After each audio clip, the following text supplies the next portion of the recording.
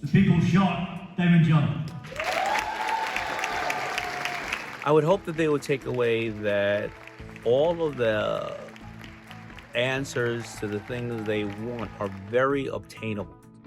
It's not this big wall of whether it's wealthy, highly educated. It can be done 100%. It's just how you execute it. And don't let people tell you that it cannot be done. It can, no matter what you want to do. You can't stop a great entrepreneur from succeeding. They're going to succeed regardless.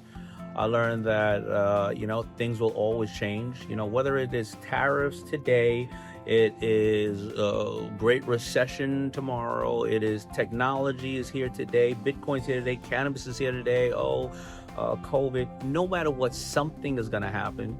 And it's up to an entrepreneur who I think are going to solve, these matters. Very quaint. I had one of the best meals I've ever had in my life here recently.